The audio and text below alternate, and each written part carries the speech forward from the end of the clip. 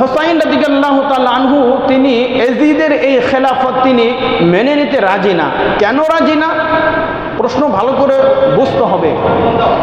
তিনি খেলাফতের দায়িত্বের জন্য, তিনি পদের জন্য তিনি বলেন নাই। তিনি বলছেন এ কথা মুআবিয়া রাদিয়াল্লাহু তাআলা আনহুকে বলছেন যে যিনি খলিফা হবেন, খলিফার ছেলেই পরবর্তীতে খলিফা হবে, এই বিষয়টা যেন সব সময় না থাকে। খলিফার ছেলেই যদি খলিফা হয়, নেতার ছেলেই যদি নেতা হয়, চেয়ারম্যানের ছেলেই যদি চেয়ারম্যান হয়, তাহলে দেখা যাবে যোগ্য অযোগ্য তখন আর কোনো পার্থক্য তারতম্য থাকবে না। সমাজের মধ্যে, রাষ্ট্রের মধ্যে, আন্তর্জাতিকভাবে তখন বিশৃঙ্খলা সৃষ্টি হবে। হুসাইন রাদিয়াল্লাহু তাআলা আনহু তার একটাই আবদার ছিল যে খলিফার ছেলে খলিফা হতে পারবে না। এই নিয়ম নীতি পদ্ধতি এটাকে রহিত করেন, এটাকে বাতিল করেন। এটাকে বাতিল করে যদি না করেন তাহলে পরবর্তী যিনি খলিফা হবেন তার ছেলে যদি অযোগ্য থাকে, এই অযোগ্য ছেলেকেও তখন ক্ষমতার আসনে তাকে বসিয়ে দেওয়া হবে। তখন মুসলমানদের মধ্যে ফিতনা সৃষ্টি হবে, মুসলমানদের মধ্যে রক্তক্ষরণ হবে, মুসলমান রক্তে রঞ্জিত হবে। কারবালার প্রান্তরের মূল ইতিহাস, মূল ঘটনা, আসল বিষয় কি ছিল? কারবালার মূল ইতিহাসের ঘটনা হলো হযরতে মুআবিয়া রাদিয়াল্লাহু তাআলা আনহু তিনি যখন দায়িত্বরত ছিলেন, তখন তিনি চিন্তা করলেন আগের পূর্বের নিয়ম অনুযায়ী, যেমন আল্লাহ রাসূল সাল্লাল্লাহু আলাইহি ওয়াসাল্লাম তার ইন্তিকালের পূর্বে তার পরে খলিফা কে হবেন তিনি নিযুক্ত করে গেছেন। আল্লাহ রাসূলের পরে খলিফা হবেন হযরতে সিদ্দিক আকবর রাদিয়াল্লাহু তাআলা আনহু।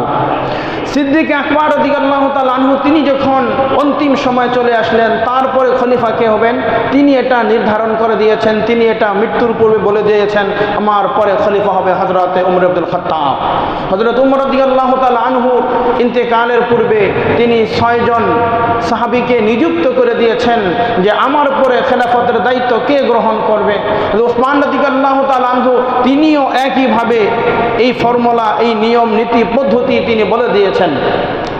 তো সেই হিসাবে হযরতে মুআবিয়া রাদিয়াল্লাহু তাআলা আনহু তিনি চিন্তা করলেন একথা যে আমার পরে খেলাফতের উপযুক্ত কে হবে। তিনি এই বিষয়ে তাবিঈদের সাথে তিনি পরামর্শ করলেন এবং অনেক সাহাবাই কেরামের সাথে তিনি পরামর্শ করলেন। সাহাবাই কেরামদের মধ্য হতে হযরতে আব্দুর রহমান ইবনে আবু বকর রাদিয়াল্লাহু তাআলা আনহুর ছেলে আব্দুর রহমান, আব্দুল্লাহ ইবনে ওমর রাদিয়াল্লাহু তাআলা আনহুর ছেলে আব্দুল্লাহ ইবনে আব্বাস রাদিয়াল্লাহু তাআলা আনহু, আব্দুল্লাহ ইবনে জুবাইর রাদিয়াল্লাহু তাআলা আনহু, এই সকল বড় বড় সাহাবাই কেরামের সাথে তিনি পরামর্শ করলেন যে আমার পরবর্তীতে খলিফা কে হতে পারে। তখন হযরত মুআবিয়া রাদিয়াল্লাহু তাআলা আনহু বললেন যে আমি ইয়াজিদকেই সবচেয়ে খেলাফতের উপযুক্ত গভর্নর হিসাবে আমি তাকে যুগ উপযোগী মনে করি। ওই সময় সকল উলামায়ে কেরাম এই বিষয়ে একমত ছিলেন, ঐক্যমত পোষণ করেছেন যে বর্তমান যুগ, বর্তমান যে প্রেক্ষাপট, এই প্রেক্ষাপট, এই ভূমিকা অনুযায়ী যে রাষ্ট্র পরিচালনার ক্ষেত্রে সবচাইতে যুগ উপযোগী এবং অধিক উপযোগী হলো হযরত মুআবিয়া রাদিয়াল্লাহু তাআলা আনহুর ছেলে ইয়াজিদ।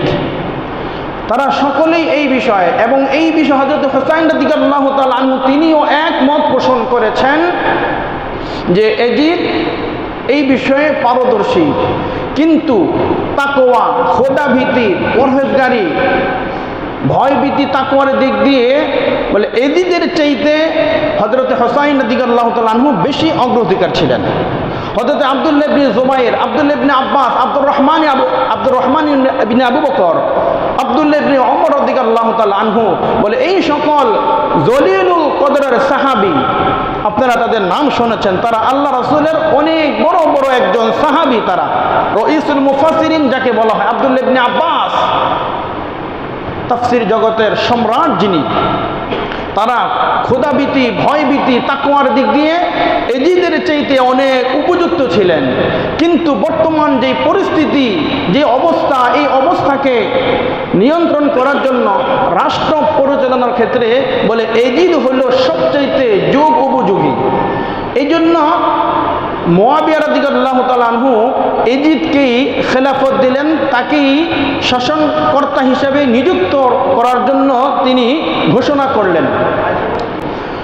ঘোষণা করার পরে হুসাইন রাদিয়াল্লাহু তাআলা আনহু তিনি এজিদের এই খেলাফত তিনি মেনে নিতে রাজি না। কেন রাজি না? প্রশ্ন ভালো করে বুঝতে হবে। তিনি খেলাফতের দায়িত্বের জন্য, তিনি পদের জন্য তিনি বলেন নাই। তিনি বলছেন এ কথা মুআবিয়া রাদিয়াল্লাহু তাআলা আনহুকে বলছেন যে যিনি খলিফা হবেন, খলিফার ছেলেই পরবর্তীতে খলিফা হবে, এই বিষয়টা যেন সব সময় না থাকে। খলিফার ছেলেই যদি খলিফা হয়, নেতার ছেলেই যদি নেতা হয়, চেয়ারম্যানের ছেলেই যদি চেয়ারম্যান হয়, তাহলে দেখা যাবে যোগ্য অযোগ্য তখন আর কোনো পার্থক্য তারতম্য থাকবে না। সমাজের মধ্যে, রাষ্ট্রের মধ্যে আন্তর্জাতিকভাবে তখন বিশৃঙ্খলা সৃষ্টি হবে। হুসাইন রাদিয়াল্লাহু তাআলা আনহু তার একটাই আবদার ছিল যে খলিফার ছেলে খলিফা হতে পারবে না। এই নিয়ম নীতি পদ্ধতি এটাকে রহিত করেন, এটাকে বাতিল করেন। এটাকে বাতিল করে যদি না করেন তাহলে পরবর্তী যিনি খলিফা হবেন তার ছেলে যদি অযোগ্য থাকে, এই অযোগ্য ছেলেকে তখন ক্ষমতার আসনে তাকে বসিয়ে দেওয়া হবে। তখন মুসলমানদের মধ্যে ফিতনা সৃষ্টি হবে, মুসলমানদের মধ্যে রক্তক্ষরণ হবে, মুসলমান রক্তে রঞ্জিত হবে। হযরতে মুআবিয়া রাদিয়াল্লাহু তাআলা আনহু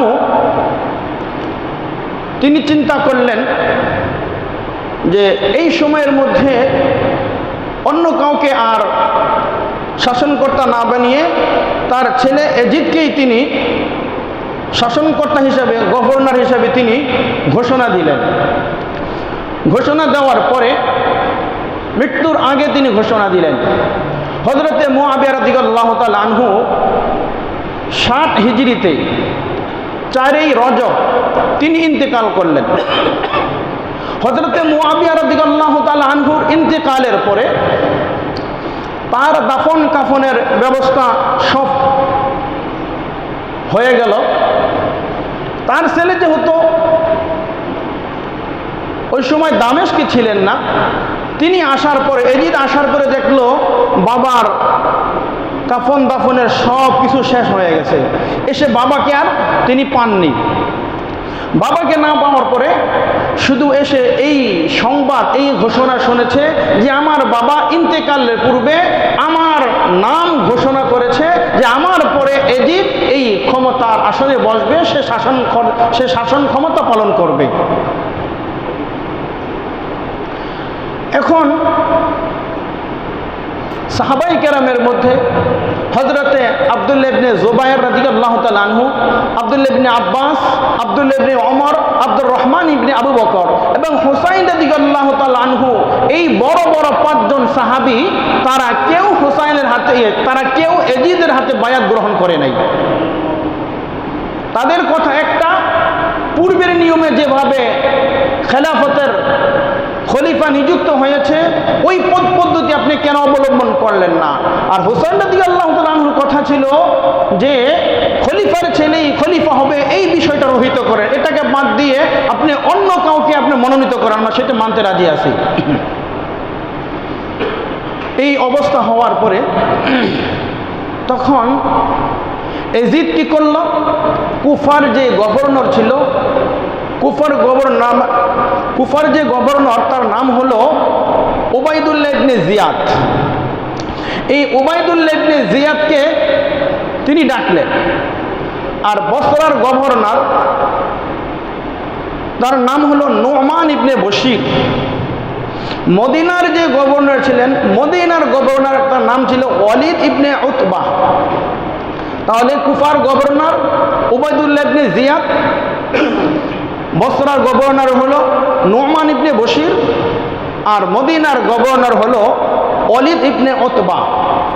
তাদেরকে ডেকে বললেন, ওয়ালিদ ইবনে উতবাকে ডেকে বললেন যে এই বড় বড় সাহাবী যারা আছে, আল্লাহ রাসূলের জলিলুল কদর সাহাবী, এরা যদি আমাকে আমার হাতে বায়াত গ্রহণ না করে তাহলে তো বিষয়টা সম্পূর্ণ উল্টা হয়ে যাবে। যে কোনো মূল্যে যে কোনোভাবেই তাদেরকে আমার হাতে বায়াত গ্রহণ করাও, যে কোনোভাবেই তাদেরকে বন্দি করে, যে কোনোভাবেই। এই কথা বলার পরে তখন উবাইদুল্লাহ ইবনে জিয়াদের নেতৃত্বে তখন এই কাজ চলতেছিল। কোনো কোনো বর্ণনা পাওয়া যায় মদিনার যে গভর্নর ওয়ালিদ ইবনে উতবাকে বললেন, তুমি তাদেরকে সকলকে বায়াত গ্রহণ করার ব্যবস্থা করো। ওয়ালিদ ইবনে উতবা যখন দেখলেন যে আসলে বিষয়টা অনেক কঠিন, তখন তিনি মদিনার অপর এক গভর্নর স্থলাভিষিক্ত, যার নাম ছিল মারওয়ান, এই মারওয়ানের সাহায্য সহযোগিতা নিল।